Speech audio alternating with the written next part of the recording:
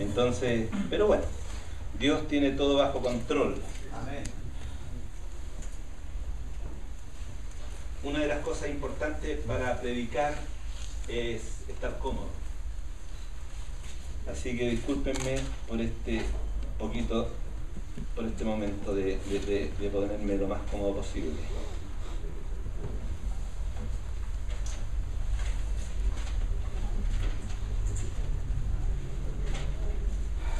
Aquí estamos. A mí me tocó, hermanos, el primer tema que se llama Confío en Dios para entregarle mi vida. Y la verdad es que antes de cualquier cosa que yo pueda decir, tengo que expresar el sentimiento que he tenido esta mañana al llegar acá y al encontrarme con tantos de ustedes. Yo creo de todo corazón, y lo siento así, por eso lo digo, que este es un momento especial, que este es un fin de semana especial. Cuando saludé a algunos de ustedes, pude sentir una vibración en mi interior. Cuando traspasé esa puerta, sentí, aquí va a acontecer algo. Aquí vamos a liberarnos. Aquí vamos a ser edificados. Aquí Dios va a actuar en tu vida, en mi vida, en la vida del que está a tu lado.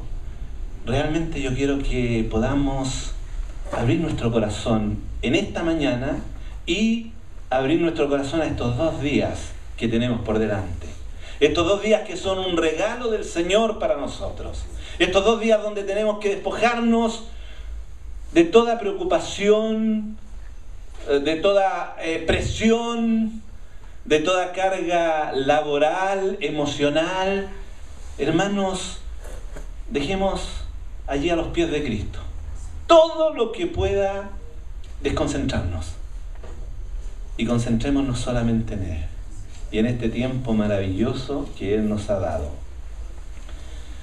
En Hebreos el escritor dice en 19 al 23, no lo busquen, yo voy leyendo textual: así que, hermanos, teniendo libertad para entrar en el lugar santísimo por la sangre de Jesucristo, por el camino nuevo y vivo que Él nos abrió a través del velo, esto es, de su carne, y teniendo un gran sumo sacerdote sobre la casa de Dios, acerquémonos con corazón sincero en plena certidumbre de fe. Escucha bien, acerquémonos con corazón sincero en plena certidumbre de fe, purificados los corazones de mala conciencia y lavados los cuerpos con agua pura. Mantengamos firme, sin fluctuar, la profesión de nuestra esperanza, por una razón muy simple: porque fiel es el que prometió. Amén. Amén. Así que estamos aquí estos 2 días para esto, para entregar en confianza nuestra vida al Señor, para que tú y yo nos acerquemos con corazón sincero y en plena, en absoluta confianza y convicción. Tenemos entrada, mira qué maravilloso, al lugar santísimo. Tenemos entrada a la presencia misma de nuestro Señor, como dijo Nicolás al comenzar la alabanza. No por méritos nuestros, no por obras buenas que nosotros podamos haber realizado, sino por la sangre derramada por Cristo en la cruz del Calvario. Amén. Por su cuerpo que allí en la cruz fue partido por nosotros. Así que en estos 2 días, hermanos, así como el escritor de Hebreo nos llama, así yo les hago el llamado a que nos acerquemos con corazón sincero y con plena certidumbre de fe. Acércate al Señor, acércate al trono de gracia, acércate a Él, tócale a Él cuando sea necesario en estos 2 días. Abre tu corazón delante de Él. Dile las cosas que te estén atormentando, dile las cosas que te estén atando, que te estén achatando. Díselas con toda confianza en estos 2 días. Yo perdí un buen ratito por el micrófono y además esto es simplemente una arenga que le estoy dando. O sea, no tiene nada que ver con el tema. Entonces me van a tener que disculpar por el tiempo que va a tomar. A mí me pidieron que tocara 3 puntos: arrepentimiento, perdón y conversión. Ahora, el arrepentimiento y la conversión van de la mano. La una implica a la otra. Así que, dijo Pedro, arrepentíos y convertíos para que sean borrados vuestros pecados. En Hechos 3:19. Arrepentimiento y conversión una cosa que va junta, perdón de pecados otra. Acá parece que teníamos una pizarra. ¿Qué tal si nosotros anotáramos Álvaro Pérez y de ahí para abajo una lista de DICOM? Pero no de DICOM financiero, sino de DICOM moral, ¿verdad? Infiel, engañador, abusador, malversador. Entonces, y Pedro dice, arrepiéntanse y conviértanse para que sean... Alguien luego viene, toma un borrador y empieza a borrar. Qué maravilloso, ¿no? Esa es la acción del perdón, que borran nuestros pecados. ¿A cuántos los han sacado de DICOM porque ya venció el tiempo, porque pagaron la deuda? Y uno se siente, qué bueno, soy un hombre libre de nuevo, soy un hombre creíble, soy un hombre que no tiene ese estigma, ese peso. Así es la acción del perdón y ya la vamos a ver más adelante. Ahora, estuve pensando cómo poder coordinar, pero no en un solo punto, estos 3 elementos: arrepentimiento, perdón y conversión. Y llegué a la conclusión de lo siguiente: vamos a hacer 3, yo puse aquí breves, voy a poner comillas, relatos bíblicos. Uno va a ser el arrepentimiento o conversión de Saulo. El segundo va a ser la conversión y transformación de Zaqueo. Y el tercero va a ser el arrepentimiento y el perdón del hijo pródigo. Y después, terminada esta charla, voy a preguntar, ¿con cuál de los 3 te identificas? Así que me voy a basar, parto el primero, el arrepentimiento y la conversión de Saulo, Hechos 9, 1 al 9. Anoten allí las citas, después ustedes las buscan, leen todo el pasaje. El arrepentimiento de Saulo está contenido en 3 partes, el relato de él, luego en Hechos 22, 3 al 21 y luego en Hechos 26, 9 al 18. Quiero partir diciendo que Saulo no era ningún santo. Mira lo que dice de su conducta y actitud en el 9:1-2. Dice, Saulo, respirando aún amenazas y muerte contra los discípulos del Señor, vino al sumo sacerdote y le pidió cartas a fin de que si hallase algunos hombres y mujeres de este camino, los trajese presos a Jerusalén. Este era un hombre que, tal como lo dice aquí, literalmente respiraba amenazas y muerte. Así que no era un hombre bueno, era un hombre que respiraba odio y crueldad. Tenía un corazón violentado por la ira, el enojo, la intolerancia contra los seguidores de Cristo. Hacía poco había participado del linchamiento de Esteban, aprobando su muerte. ¿Te acuerdas de esos pasajes? Él estaba allí con el pulgar hacia abajo cuando estaban matando a Esteban. De hecho, las ropas de Esteban las pusieron a los pies de Saulo. Por eso la Escritura dice, aún, es decir, concatena ese episodio con este otro. Porque después de la muerte de Esteban fueron dispersos los creyentes. Entonces Saulo no encontró nada mejor que pedir cartas para ir a Damasco a perseguir a los cristianos que estaban allá. O sea, él salió al extranjero. Yo puse aquí entre paréntesis, Operación Cóndor. Vamos a perseguirlos hasta afuera, a perseguir a los creyentes. ¿Para qué hablar más de todo el mal que él hacía? Dicen estos 3 pasajes paralelos que yo cité y que ustedes los tienen anotados allí, que él torturaba a los cristianos, que él hacía allanamientos donde irrumpía en las sinagogas y castigaba a los creyentes que encontraba allí, ¿sabes? Hasta hacerlos blasfemar de Cristo. Blasfemar. El tipo era malo, de maldad absoluta. No hacía distingo entre hombres y mujeres. Y en esta actitud él iba a Damasco. Pero aconteció, dice la Escritura, asimismo, al llegar cerca de Damasco, repentinamente le rodeó un resplandor de luz del cielo, y cayendo en tierra oyó una voz que le decía: Saulo, Saulo, ¿por qué me persigues? Él dijo: ¿quién eres, Señor? Y le dijo: yo soy Jesús, a quien tú persigues. Dura cosa te es dar coces contra el aguijón. Él, temblando y temeroso, dijo: Señor, ¿qué quieres que yo haga? La voz respondió: levántate y entra en la ciudad, y se te dirá lo que debes hacer. Este hombre soberbio, duro de corazón, autosuficiente, que se jactaba de ser judío de judíos, nacido en Tarso, una ciudad no menos importante en esa época, que se educó a los pies de Gamaliel, asimismo lo relata él en sus relatos posteriores. Es decir, yo no era menos, hermanos, yo era un judío de cepa, de una ciudad muy buena, ciudadano romano.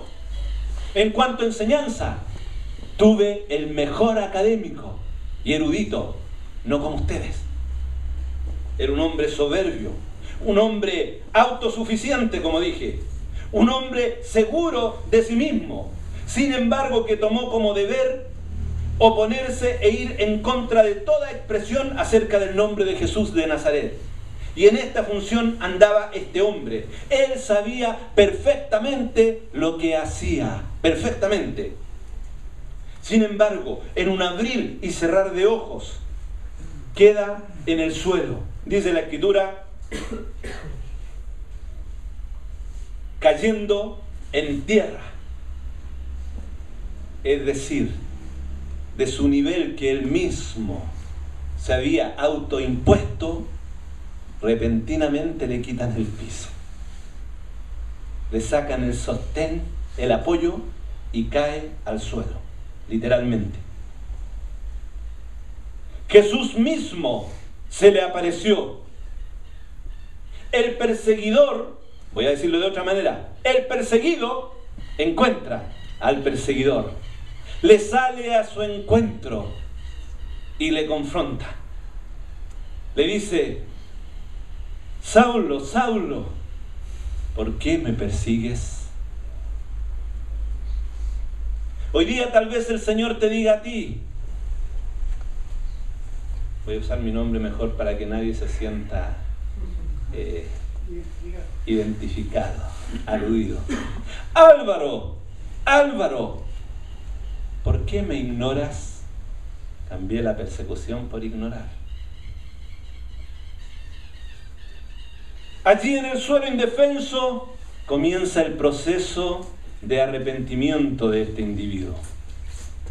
Hermano, el arrepentimiento contiene esta pregunta elemental, básica, fundamental.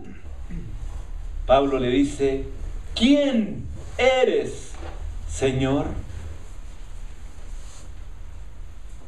El arrepentimiento comienza con dilucidar este enigma. ¿Quién eres, Señor? ¿Le has preguntado al Señor alguna vez así?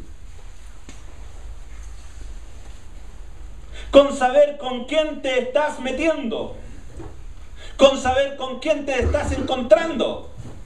No puede haber arrepentimiento si tú no sabes con quién estás tratando. La voz le contesta: yo soy Jesús. Fíjate, yo soy Jesús, a quien tú persigues. Yo soy, tú persigues. Insisto, tal vez para alguno de nosotros, en esta mañana, puede ser, yo soy Jesús, a quien tú ignoras. Yo soy Jesús, a quien tú has vuelto la espalda. Yo soy Jesús, con quien tú eres o estás indiferente. En fin, resuelta la primera pregunta, viene con la segunda, la conversión. Señor, responde ahora Pablo, ¿qué quieres que yo haga? Es interesante. Yo siempre digo que la Biblia, que las Escrituras, son una ciencia exacta. Si uno no resuelve la primera, ¿con quién estoy tratando? Es imposible resolver la segunda.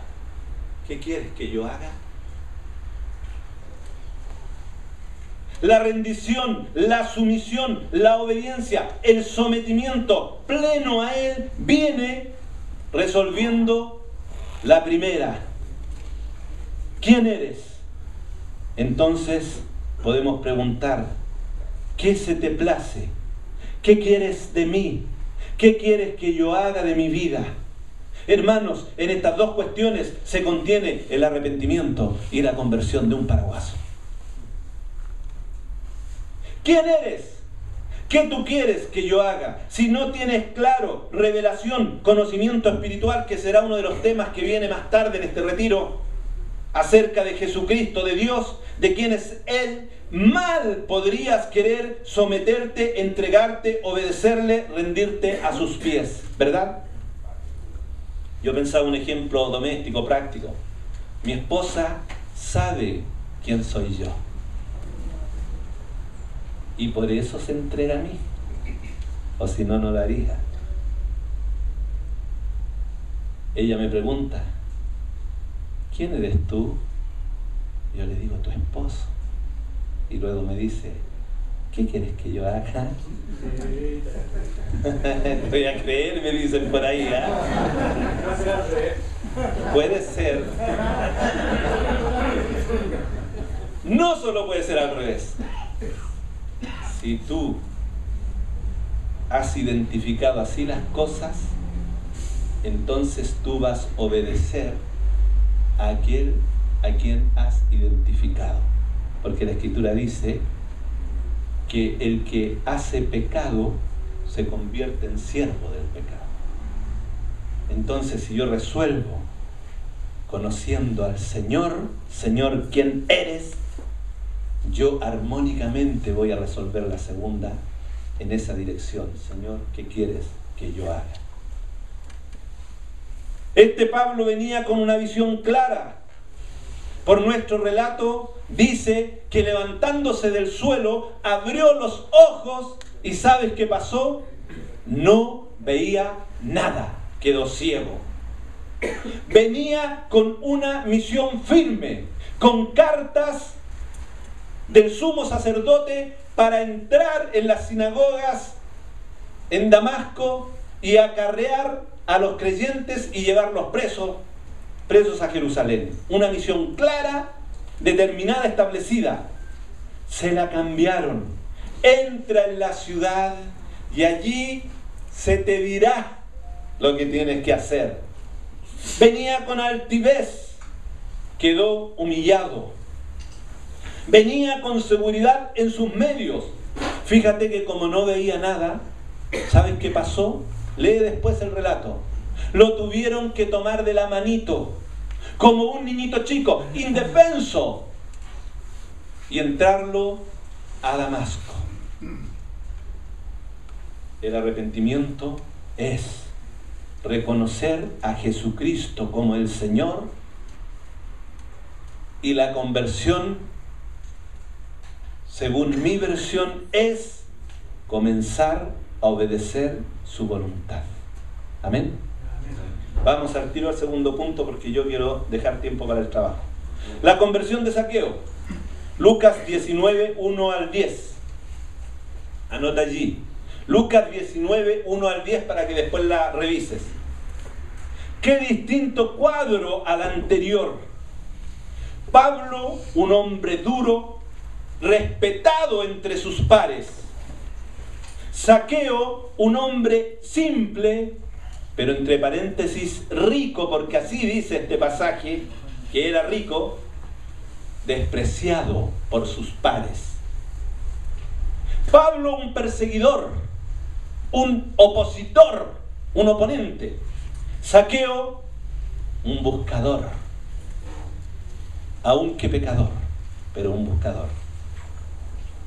Jesús pasaba por Jericó y allí un jefe de los inspectores del servicio de impuestos internos, romano, que era rico, asimismo dice la Escritura, quería ver quién era este Jesús.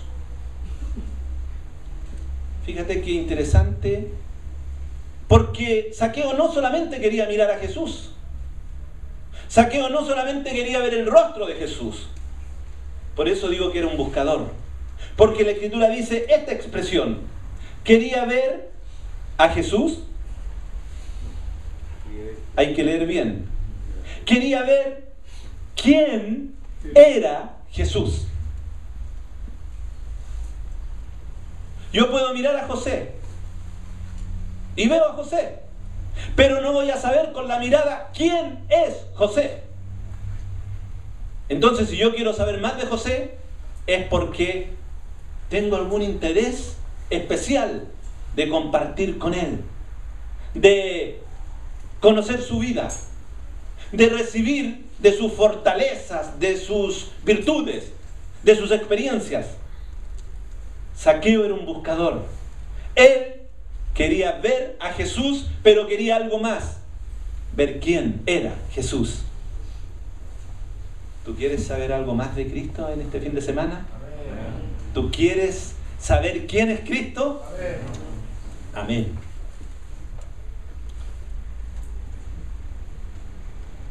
Lo cual no era muy posible para él porque nuestro personaje Zaqueo era bajito de estatura. Y por otra parte, Jesús venía rodeado de una multitud de adherentes. La solución corre delante por el lugar donde iba a pasar Jesús y se sube a un árbol que estaba delante de ellos. Fíjate que este hombre, que era jefe de los recaudadores de impuestos romanos, que naturalmente tenía una posición socioeconómica, que también era repudiado por esa función que él cumplía, que no era querido, sin embargo ya era un hombre maduro, no tiene problema en encaramarse un árbol. Yo no sé, francamente, los jóvenes podrán hacerlo acá, ¿eh? ¿Hace cuánto que no te encaramas un árbol? Hace tiempo, ¿verdad? A mí me gustaba subirme a los árboles, pero ahora digo, a mis 50 y tantos, es casi imposible pensar en encaramarme un árbol. Por diversas razones, aunque esté solo me daría un poco de vergüenza, te lo digo sinceramente. Ahora, si hubiese más gente, ahí sí que es complejo. Digo, estos van a decir, ¿qué le está pasando? Sin embargo, Zaqueo va y se encarama al árbol. Era un buscador. Él quería ver a Jesús y quería ver quién era Jesús y no trepidó en encaramarse al árbol. Y cuando Jesús viene caminando con su séquito, con la multitud, seguramente que Zaqueo allí agarrado del árbol, su corazón comienza a latir y dice, por fin le voy a conocer, por fin le voy a mirar, por fin voy a saber quién es. Allí viene, allí viene. Y se me ocurre a mí que cada vez que se acercaba a Jesús, el corazón le latía más fuerte y más fuerte, que ya se le escapaba del pecho y la respiración se le entrecortaba de la emoción de este buscador. Pero extraordinario, cuando Zaqueo lo ve que viene pasando, ¡oh! Y este es el famoso Jesús. Pero de repente Jesús se detiene debajo del árbol. Yo creo que Zaqueo casi se soltó, porque dijo, yo quería pasar piola, que nadie me viera, y se detiene aquí, ni voy a respirar. no se me vaya a ocurrir estornudar o toser porque todos me van a ver. Pero cuán mayúscula su sorpresa cuando Jesús dice así la Escritura. Y Jesús, mirando a Zaqueo, Jesús le miró. Y figúrate, ¿qué hizo el séquito que andaba a la silla de Jesús cuando Jesús miró para arriba? El séquito miró para abajo, miró para el lado. 50 vistas, 100 visiones, 200 golpearon a Zaqueo. Y Zaqueo yo creo que estaba cataléptico. Yo creo que estaba a punto de morir. Jesús le miró. Zaqueo quería mirarle. Zaqueo quería verle. Sin embargo, fue Jesús quien le miró. Jesús fue el que comprometió el deseo de ver y de conocer a Zaqueo. Porque luego, ¡oh sorpresa!, pronuncia su nombre. Zaqueo, desciende y date prisa, porque es necesario que yo pose hoy en tu casa. Dice la Escritura que Zaqueo bajó corriendo del árbol, corriendo. Si tú quieres conocer y mirar a Jesús, ten la seguridad y la certeza que Jesús va a querer mirarte a ti y mirarte primero, y que va a querer conocerte. Pero no solamente que va a querer conocerte, sino que ya te conoce. Zaqueo pudo pensar allí, agarrado de esa rama grande del árbol, ¿cómo supo mi nombre? ¿Cómo supo mi nombre? ¿Cómo supo mi nombre? ¿Tú crees que Jesús no te conocía? ¿Tú crees que Jesús no estuvo presente cuando fuiste formado, como dice el Salmo, en las entrañas, en el vientre de tu madre? ¿Tú crees que Jesús no estuvo presente cuando tus padres determinaban qué nombre ponerte? ¿Tú crees que Jesús no sabe tu nombre? ¿Tú crees que Jesús no sabe lo que tú estás elucubrando, pensando? ¿Tú crees que Jesús no sabe? ¿Tú crees que Jesús no sabe que Zaqueo tenía intenciones de buscarle y de conocerle y de saber quién era? ¿Tú crees así? Así que Zaqueo baja corriendo, da un portazo en su casa. La mujer le dice: Zaqueo, ¿por qué tan apurado? Y Zaqueo le dice: no sé, yo me subí a un árbol y me bajaron, y prepara la mesa porque viene Jesús a comer con nosotros. Y la mujer le dice: bueno, ¿y tú lo invitaste? Y Zaqueo recién como que reacciona y le dice: ¿lo invité yo? La verdad, dice Zaqueo, yo no lo invité. Él se invitó solo. Pero es bienvenido, mujer. Porque la Escritura dice: bajó y le recibió, ¿cómo dice? Gozoso. Así que prepara, mujer, para Jesús. Y después le dijo Zaqueo mientras que pasaba al baño a lavarse las manos: a propósito, andan 12 con él. Así que el banquete tiene que ser bueno y grande. Entonces entró Jesús y sus discípulos, y la multitud se agolpó allí en el antejardín de la casa de Jesús, algunos colgando por la ventana, algunos entre medio de la puerta. Y de repente esa multitud empieza a cuestionar y empieza a decir: y el rabí, el profeta, el que se dice hijo de Dios y que sabe todas las cosas, aquí se le pasó una, se saltó un detalle, entró a compartir con un hombre santo, con un hombre moralmente justo. Porque algunos ya estamos pensando, porque yo he dicho que Zaqueo era un buscador, estamos pensando: Zaqueo era el tipo más bacán que hay. Con un hombre pecador, como tú y como yo. Solamente, a diferencia de Pablo, Pablo lo perseguía a Jesús. Zaqueo lo buscaba. Pero Zaqueo no era mejor ni peor que Pablo. Y tú no eras mejor ni peor que Zaqueo, para tu información. Con un hombre pecador. ¿Creen ustedes que Jesús no sabía que Zaqueo era pecador? Voy a seguir con las preguntas, parece que este va a ser el tema de las interrogantes. Yo tengo una concepción de Cristo. Cuando Cristo mira, Cristo ve. Te la voy a repetir. Cuando Cristo mira, Cristo ve. Cristo llegó debajo del árbol y miró a Zaqueo y vio a Zaqueo y supo todo lo de Zaqueo. Todo. Supo que Zaqueo le buscaba, pero supo que Zaqueo era un hombre pecador. Porque sí lo era. ¿De dónde crees tú que sacó la riqueza Zaqueo? ¿De la comisión justa y precisa que le daban los romanos por el cobro de impuestos?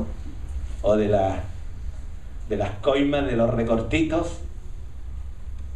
Pero allí estaba Zaqueo, sentado. Yo pongo el sentado a la mesa con Jesús porque Jesús entró y dijo: es necesario que hoy pose en tu casa. Algunos entendidos, eruditos y estudiosos dicen que alojó, que se hospedó en la casa de Zaqueo y que al otro día partió. Y yo lo creo así. Se instaló bien instalado Jesús en la casa de Zaqueo. Y que se instale bien instalado en nuestra casa. Amén. Amén. Que se quede Jesús a dormir con nosotros. Amén. Que se quede a cenar con nosotros. Y en medio de la cena, y Zaqueo miraba a Jesús, y Zaqueo transpiraba un poco, como me pasa a mí cuando predico, y algo sentía en el corazón, igual que cuando estaba arriba del sicómoro, y de repente no aguanta más, Zaqueo no aguanta más, y se para, se incorpora así como uno de estos payasos porfiados, y hace una declaración tremenda. Señor, a lo mejor se cuestionaba un poco Zaqueo diciendo: ¿estáis seguros de lo que vaya a decir? La cuestión es que dice uno cuando está curado. Señor, la mitad de mis bienes doy a los pobres. No te vayas a confundir. Yo lo voy a decir de otra manera. La mitad de mis bienes hoy decido dar a los pobres. La esposa de Zaqueo venía con el postre en una bandeja. ¡Ah! Lo tiró para arriba, quedó clavado en el techo el postre. Este Zaqueo se volvió loco. Anda a buscar a tu hermano grande que venga a decirle a Zaqueo lo que está hablando. Luego dice Zaqueo: y si alguno he defraudado en algo. Se puso rojo Zaqueo porque todos le dijeron: no, Zaqueo, ¿cuándo te vas a defraudar a alguien? ¿Cómo se te ocurre, hombre? Si tú eres un buscador. Si tú siempre has tenido un aire así místico, espiritual, y ahora que apareció este Jesús haciendo milagros y todo, tú dijiste: eso es lo que yo quiero conocer, a este que dice ser el Hijo de Dios. Tú no has defraudado nunca a nadie, le dijeron.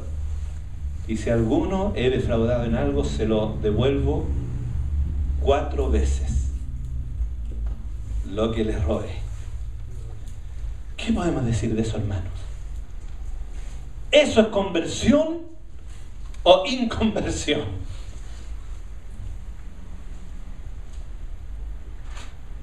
Si ya me perdí, ya me apunto, no sé dónde estoy.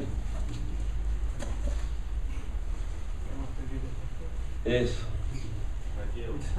Este hombre, hasta entonces pecador, materialista, que su vida giraba en torno a las riquezas e intereses materiales. ¿Sabes por qué digo esto? Porque en su arrepentimiento, lo primero que tocó Zaqueo fueron estas cosas. La mitad de mis bienes. ¿Te suena ese concepto en tu interior? Patrimonio. La mitad de mi patrimonio. La mitad de mis riquezas, de lo que me ha ingresado. ¿Cuánta gente hoy día en el mundo funciona en base a ese concepto? ¿Cuántos?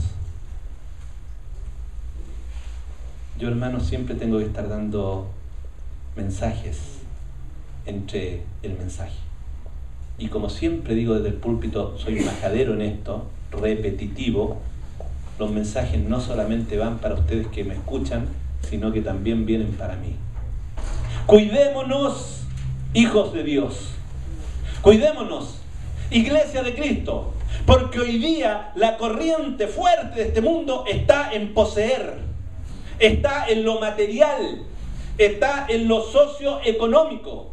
Dime cuánto ganas, dime cuánto patrimonio tienes, dime en qué auto andas y te diré quién eres y te tomaré en cuenta y serás una persona importante. Entonces nos metemos en esa carrera y nos metemos en esa carrera y de repente miramos para atrás y comenzamos a decir: es que tengo tanta pega, hermano, es que tengo que ser responsable porque me está yendo tan bien. Aleluya, maravilloso que Dios te esté bendiciendo. Yo lo digo desde este púlpito, el Señor me ha estado bendiciendo, maravilloso, amén, gracias Señor por tu bendición, pero cuidado Álvaro, porque hay prioridades. Buscad primeramente el reino de Dios y su justicia, y todo lo demás el Señor lo seguirá añadiendo. Cuidado, porque hay prioridades. Que no se transforme tu corazón de carne en un corazón materialista, en un corazón que ande en pos de las riquezas. Este hombre, hasta entonces pecador, materialista, que su vida giraba en torno a las riquezas e intereses materiales, hace una declaración de fe, de conversión. En otras palabras, antes de decir más, distinto, concentrémonos, miremos para acá. Distinto a otro personaje bíblico, ¿sabes? A otro que aparece en la Escritura. ¿Sabes a quién me refiero? Al joven rico. Este es un problema serio. Cuando el Señor miró a Zaqueo, vio a Zaqueo y vio lo que había en el corazón de Zaqueo. Cuando el Señor miró al joven rico, ¿te acuerdas? El joven rico le dijo: Señor, ¿qué puedo hacer para obtener la vida eterna? Guarda los mandamientos, tales o cuales. ¿Qué le contestó el joven rico? Ah, Señor, eso los guardo desde mi juventud. Maravilloso. Hasta ahí con Zaqueo vamos igual. El joven rico guardaba los mandamientos de su juventud. Zaqueo no era un ladrón, era un prevaricador, se aprovechaba de lo indebido, se apropiaba de lo indebido. Pero sin embargo Zaqueo buscaba al Señor, así que andaba bien con el joven rico. Porque el joven rico vino y se postró a los pies de Cristo, buscándole. Entonces Jesús dijo: ah, qué bueno, joven rico. Entonces dice la Escritura que Jesús, mirándole, le amó al joven rico. Y cuando Jesús mira, ve, entonces vio el problema final en el corazón del joven rico. ¿Y sabes cuál era el problema? Un signo monetario. Entonces le dice Jesús al joven rico: espérate, espera, una sola cosa te falta, un detallito, una cosa insignificante, como decía Julio Martínez, una nimiedad. Anda, vende todo lo que tienes y dalo a los pobres, y entonces tendrás tesoro en los cielos. Pero todavía faltaba una segunda parte. Y tú ven y sígueme. ¿Y qué pasó con el joven rico? Dice que se fue con tristeza. Así que el problema es serio, el de Zaqueo. Pero está operando a la inversa del joven rico, porque Zaqueo sí se arrepintió y se convirtió, porque él dijo: Señor, lo doy. Claro que como buen vivaracho cobrador de impuestos, la mitad nomás, Señor.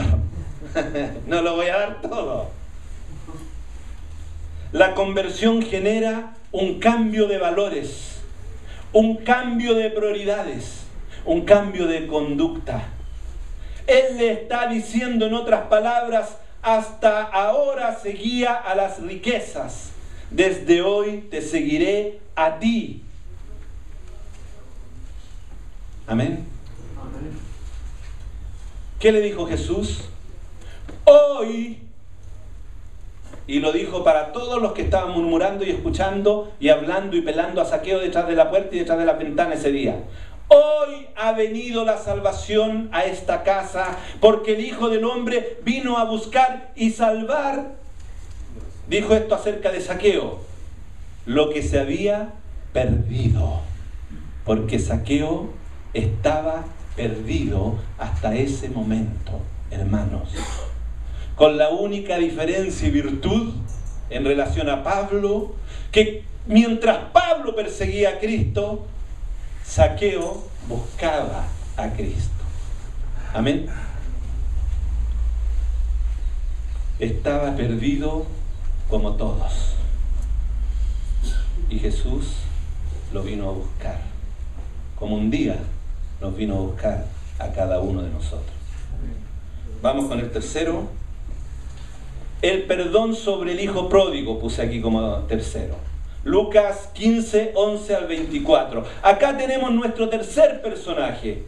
La historia acá es de un padre hacendado que vivía con sus 2 hijos.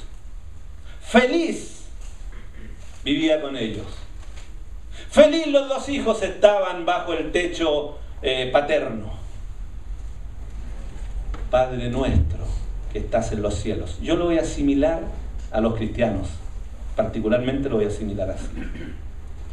Pero un día el menor se aburrió de tanta felicidad, de tanta paz y de tanto amor. Se aburrió de ir al ICM, a Doble Almeida. Dijo, ya no quiero ir más a gozar de la alabanza, de la adoración, de la comunión, de mensajes que Sergio, que Crey, que Álvaro Pérez me hablen y me digan esto y este otro. Y dice la Escritura, y le pide al padre la parte de la herencia que le corresponde. Le correspondía al hijo menor recibir, debió de saber esto, la mitad de lo que recibía el hijo mayor, es decir, 1/3 de la herencia. Pero fíjate, en Deuteronomio 21:17, esto correspondía cuando se moría el padre. Sin embargo, el hijo, que estaba aburrido de estar con el padre, que estaba aburrido de estar bajo la moralidad del padre, bajo la gracia de ese padre, bajo el amor del padre, bajo la protección y cobertura y coyuntura de ese padre, le pide la herencia. El padre pudo decirle, no, hijo, no corresponde que te dé la herencia. Cuando yo me vaya, la herencia va a ser tuya. Sin embargo, el padre justo no quiso obligar al hijo a que permaneciera con él, esperando hasta su muerte para recibir la herencia. Dios es así, hermanos. Dios, nuestro Padre, no quiere tenernos a la fuerza. Lo voy a repetir. Dios, nuestro Padre, no quiere tenernos a la fuerza, por la fuerza. Él quiere tenernos por voluntad propia, por decisión deliberada tuya y mía. Él quiere que le amemos por iniciativa nuestra, no por obligación. Sin embargo, igual lo hizo ese padre, le entregó la herencia a este niño. El hijo se va de la casa, junta todos los bienes con esa herencia y parte a una región lejana, dice la Escritura, donde nadie le conocía. Y allí gastó, desperdició malamente. O sea, en vez de decir gastó, voy a decir mal gastó. Porque uno puede gastar bien o puede gastar mal. Mal gastó, desperdició sus bienes. Oye, y es tan crudo como dice este pasaje, viviendo perdidamente. Perdidamente. Esto había en realidad en el corazón de ese hijo. Un deseo de independencia. Pero no en el buen sentido de la palabra. Quería independencia. Quería independizarse de lo moral. quería independizarse de su padre y de su hermano. Ya no quería tener contenciones. Ya no quería tener consejos. Ya no quería tener limitaciones. Ya no quería tener quien le dijera, esto es bueno, esto es malo. Mira bien lo que vas a hacer. Se aburrió de todo eso. Eso le pasó a este hijo. Él quería vivir independientemente, desenfrenadamente como consecuencia. Y eso hizo literalmente. El problema es que malgastó todos los bienes y coincidentemente con eso una gran escasez, una gran hambre sobrevino en aquella provincia. Y él tocó el bolsillo, se metió a internet, puso la clave, Banco Santander, estoy al debe. Sacó la tarjeta Reda, la metió en todos los cajeros que encontró, no tenía ni uno. Y había hambre. Y todos los amigos que andarían con él gastando la plata, miró para el lado a ver si alguno le prestaba algo. No había nadie a su alrededor. Tal fue su condición de precariedad que se allegó a un criancero de cerdos, el cual le envió a su hacienda para que los apacentase. Fíjate que todos los comentaristas bíblicos dicen y coinciden en que esta es la parábola más excepcional que Jesús haya contado, la que alcanza el punto cúlmine en toda la lista. Fíjate el cambio de este joven, por favor, de la casa de su padre, con todas las comodidades habidas y por haber, suplidas de antemano, con alimento en abundancia, con todo lo mejor de lo mejor, a la condición, va bajando. Primero se encuentra desamparado,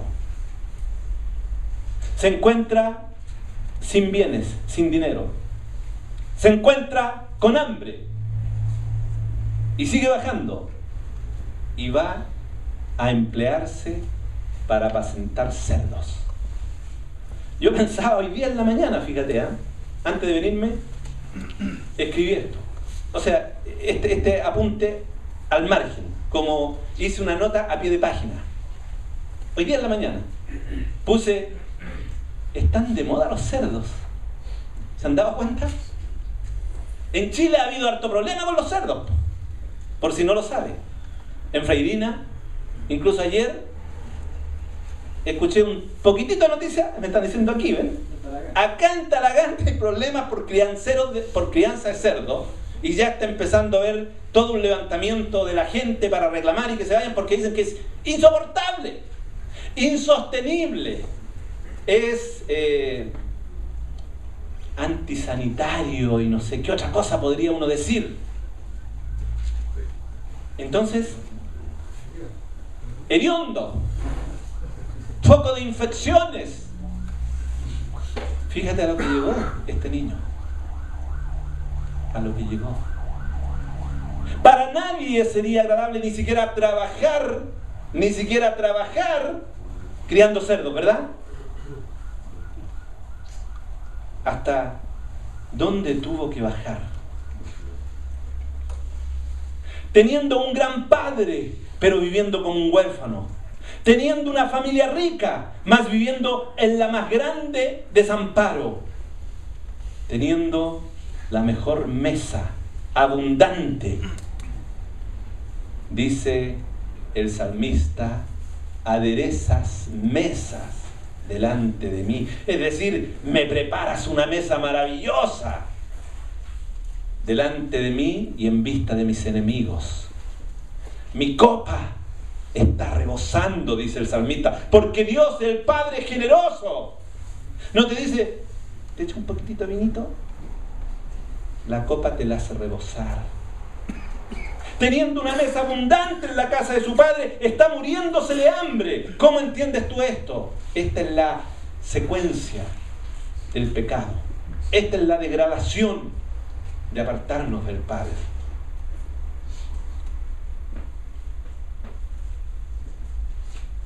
En esa condición, para cualquiera una ocupación de esa naturaleza es humillante, pero para un judío, hermanos, la degradación misma, llegar a trabajar apacentando los cerdos. En esa condición, en el lodo de los cerdos, dice la Escritura que su hambre fue tanta que él hubiera deseado llenar su vientre con el alimento de los cerdos, con las algarrobas que comían ellos. Y uno puede decir, bueno, ¿y en qué toca? Si uno tiene hambre, en realidad no sé si han visto estos reportajes de sobrevivencia. Yo si tengo hambre en realidad comería lo que encontrara. ¿En qué topa? En que dice la Escritura, pero nadie, ni aún de las algarrobas de los cerdos, le quiso dar. Lee después el pasaje. Había problema en ello. Pero aleluya, volviendo en sí. ¿Qué me está pasando, hijo? ¿Cómo pude llegar a esta condición? Volvió en sí y dijo, ¿cuántos jornaleros en la casa de mi padre tienen abundancia de pan y yo aquí perezco de hambre? El primer paso del arrepentimiento. Mirar tu realidad. Mirar al lado. Crudamente. Y reconocer en qué condición estás. Yo estoy llevándolo a un extremo, porque naturalmente este fue un extremo. Esta es llegar al máximo. Pero quiero decirte que en mi vida he tenido muchas veces que volver en sí. Muchas veces, hermano. Y he tenido que dar muchas veces este primer paso de arrepentimiento de mirar al lado, de mirar lo que me está rodeando, de lo que yo me he rodeado, de lo que yo mismo he construido alrededor mío, y reconocer crudamente, evaluando cuán malo eso es. Y luego mirar para arriba. Porque él dice, volviendo en sí, es decir, mirando en la condición que estaba, yo lo voy a poner así. Luego dijo, en la casa de mi padre. ¿Cuántos jornaleros tienen el pan en abundancia? Luego mirar para arriba. Recuerda por tanto de dónde has caído y arrepiéntete, fue el mensaje para la iglesia de Éfeso. Recuerda por tanto, no dice a dónde has caído siquiera. No dice mira a dónde estás, sino mira de dónde has caído. ¿De dónde caíste? Hace una semana, mi hija Carla, que tiene 23 años y que es la única que queda con nosotros en la casa, me preguntó, así, en estas palabras, papá, dime una cosa, ¿cómo pudiste volver al Señor? Muchos de ustedes van a preguntarse qué está diciendo Álvaro. ¿Sabes qué estoy diciendo? Yo me convertí a los 20 años, hace 37 años. Cuando estaba yo hablando de la conversión de Saulo, pensé en mi vida, en mi conversión. Mi vida y mi conversión, mi arrepentimiento, mi encuentro con el Señor, naturalmente que Saulo es Saulo, y el apóstol Pablo fue el apóstol Pablo. Pero fue tan radical como la conversión de Saulo. Así de radical. Mi vida cambió, pero en un abrir y cerrar de ojos. Yo iba para allá y quedé vuelto para este otro lado. Así de simple. Y estuve 12 años disfrutando en la casa de mi padre, disfrutando de las abundancias, disfrutando de la gracia, disfrutando de los bienes de mi padre. Me reconocieron como pastor a los 3 o 4 años de haberme convertido. Fui a retiros, compartí, prediqué. Un matrimonio maravilloso, hijos maravillosos. Pero a los 12 años de conversión, me convertí a los 20, es decir, a los 32 años, le dije a mi padre: Padre, quiero mi parte de la herencia. Te vas a extrañar si no conoces esta parte de mi historia. Y fui y me la malgasté.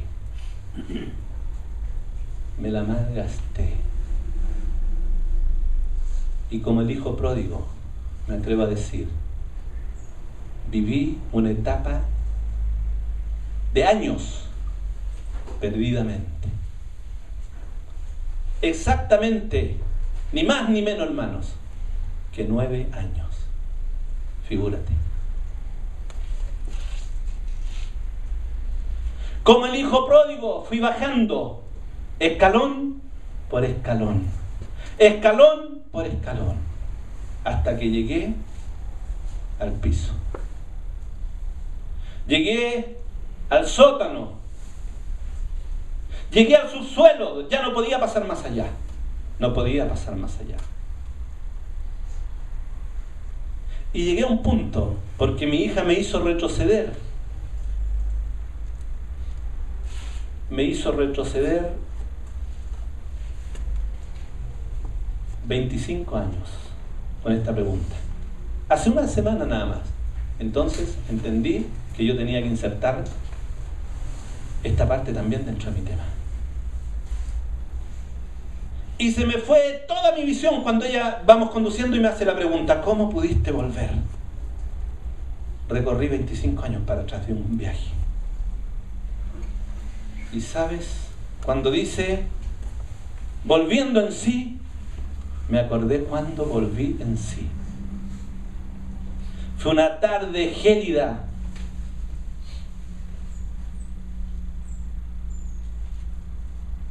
en que tuve una conversación con mi esposa. Era la conversación final. De verdad lo digo. Caminamos con Eva por el barrio Bellavista, recuerdo, y Eva me dijo: Álvaro, yo no sigo contigo. Esto se acabó. Habían pasado 9 años que yo había dado vuelta la espalda al Señor. 9 largos años. Para ellos 9 duros años. Hace años atrás yo en un retiro de esto invité a mi hijo adelante y le pedí perdón. Algunos recordarán esto. Ya había vuelto hace rato, pero yo he tenido desde entonces que partir en un camino de restauración seria.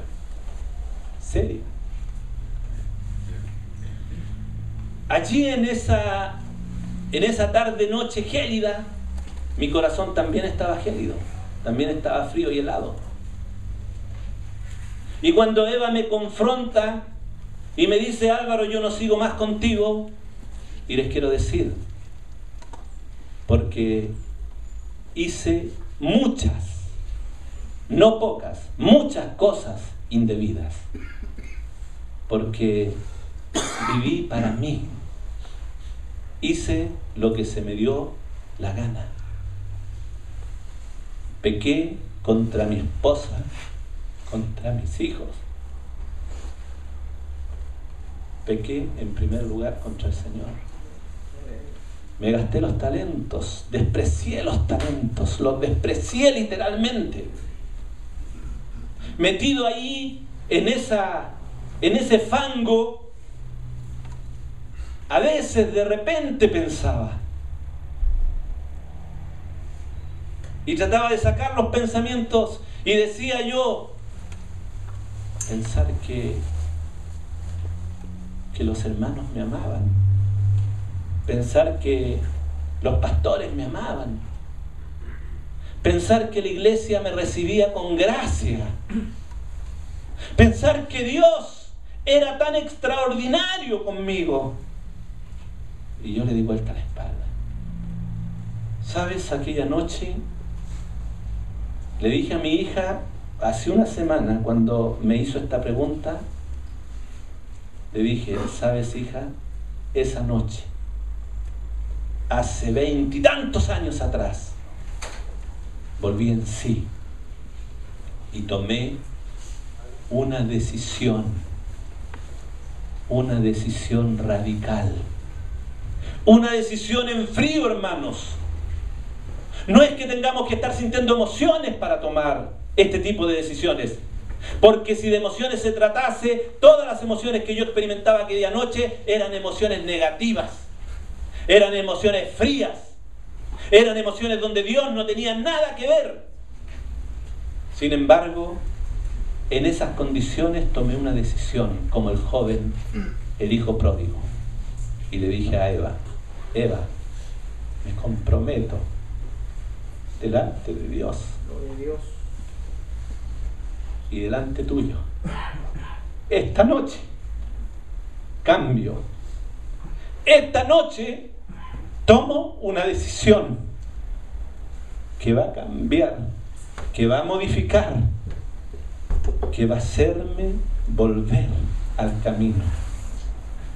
No te pido que tú, como consecuencias de lo que te estoy diciendo, no te separes. Lo único que te pido es que observes, es que veas, porque voy a cambiar. El hijo pródigo dijo, volviendo en sí, ¿cuántos parceleros en casa de mi padre tienen abundancia de pan y yo aquí perezco de hambre? El primer paso del arrepentimiento, mirar tu realidad crudamente y mirar para arriba. Lo segundo, dijo el hijo, me levantaré e iré a mi padre.